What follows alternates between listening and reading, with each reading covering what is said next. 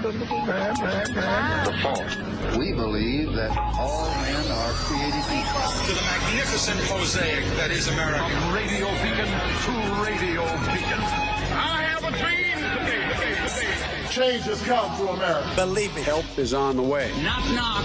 Who's there? Hey! It's a figment of your imagination. Randi Rhodes Show. Turn up your mind. Kamala Harris! Party with a purpose. Let's go! I'm Pete Buttigieg, and you might recognize me from Fox News. The woman who courageously outed Kamala Harris as Indian. We are the party of real freedom. Project 1825. I'm sorry. You ever seen a document that could kill a small animal and democracy at the same time? Project 1925. Oh, I'm sorry. You can pry this wedding band from my cold, dead, gay hands. They're trying to suppress our vote. Boo. Is I'm still younger than Donald Trump. Donald Trump? Bro, we broke up with you for a reason. It's the honor of my life to accept your nomination for Vice President. We love a dad in plaid. Other states were banning books from their schools. We were banishing hunger from ours. You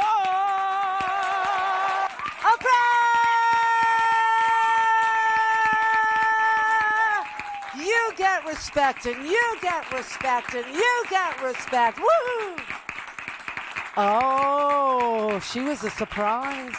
She was the surprise last night. My God, they just know how to get me. I mean, I just stood in front of my TV with my hands on my little hip there going, hey, girl, you look good. Holy crap. Ozempic agrees with her. No wonder she resigned from Weight Watchers. She did. She said, all these years, been trying to count the calories and do the portion size and count carbs and count this and count that. And really all it is IGLPs. That's it. 20 seconds a day. And there you are at 70 looking your best ever. Can you believe she's 70? She is so unbelievably gorgeous at 70. Damn, whoever did all of it, I want it. I want the hair, the makeup, the facelift, all of it. I love Oprah. I mean, when Oprah shows up, the crap has hit the fan and she's going to fix it. You just know. I mean, this is what, and the whole thing is just so filled with, happiness and joy. And so that when Oprah comes out and Oprah has to say some bad things, when Oprah has to tell you there are people out there that are trying to divide and conquer, and I won't have it, you better know that there are people out there that are trying to divide and conquer.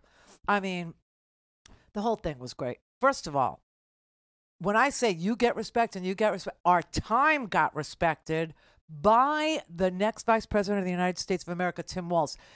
Can you see the diff between, number 42, President William Jefferson Clinton?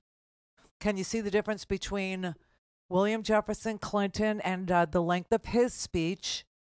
And, length. Everything's about length. So, right? And Walz was a nice, crisp, nice, tight 16. 16 minutes. Now, that is a person who knows not to upstage the quarterback.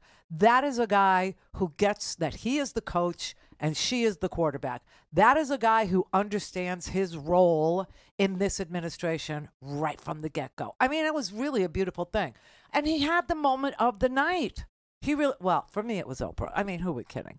But Tim Walz actually had the moment of the night because his son, Gus, got so filled with joy that his eyes, and see, this is what happens to me. I've told this story. It's not a story. It's a feature of Randi Rhodes. Okay, it's a feature of me that when I go to a show with a live orchestra or any live music at all, right? If I'm at a show, specifically Broadway, okay, it does it for me. It really does. And I hear the orchestra starting, or I hear the overture, like it's a preview, it's a mash, it's a mix. It's an old school mixtape of what you're about to hear, and they play little snippets of all. I get so full of joy that I cry because the joy has no place to go. So it comes oozing out of my eyeballs. And anyone who's ever been to a show with me can vouch for that being the truth. I don't care what it is. It could be a drama. You know what I mean? It could be Les Mis, which is, it could have death scenes at the end. It could be, but it doesn't matter if it's Wicked or if it's Sweet Charity or if it's, art, which is, had no music, I don't think. It was Alan Alda. Yes, I go to everything. But yes, I well up and I just, I ooze and I cry. And it's just an emotional thing. Well, Tim Walz's son, Gus, apparently, and I have that in common. So while other states were banning books from their schools, we were banishing hunger from ours. Oh, great line, man. We also protected reproductive freedom because in Minnesota, we respect our neighbors and the personal choices they make. And even if we wouldn't make those same choices for ourselves, we've got a golden rule. Mind your own damn business.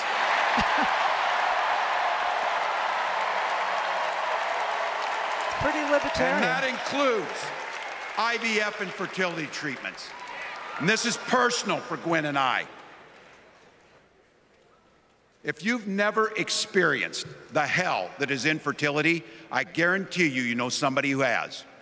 And I can remember praying each night for a phone call. The pit in your stomach when the phone had rang, and the absolute agony when we heard the treatments hadn't worked. It took Gwen and I years, but we had access to fertility treatments. And when our daughter was born, we named her Hope. Hope, Gus, and Gwen, you are my entire world, and I love you.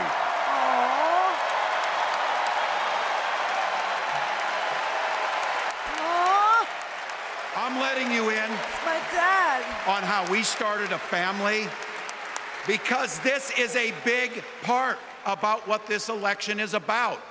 Freedom. When Republicans use the word freedom, they mean that the government should be free to invade your doctor's office. Corporations, free to pollute your air and water. And banks, free to take advantage of customers. But when we Democrats talk about freedom, we mean the freedom to make a better life for yourself and the people that you love. Freedom to make your own health care decisions. And yeah, your kids' freedom to go to school without worrying about being shot dead in the hall. Unreal. It was so good. It was, I love these people, okay? I really do. And I happen to know what the policies are, and I know what he's accomplished, right? And you're going to need to know, too. You're going to need to know what the policies are. You're going to need to know what the position, because already I could see over there in the little, the narrowcasters, not the broadcasters, the narrowcasters. The little funnel from which MAGA drinks is, spewing lies and spewing poison into their bloodstreams. These are formidable people. This is our next generation politics. This is what we've been waiting for since the turn of the century 24 years ago. Yes, everybody, we've been waiting for us to show up. Don't have time to listen to the live show? Want to hear more on your schedule? Go to RandiRhodes.com and buy a stinking podcast.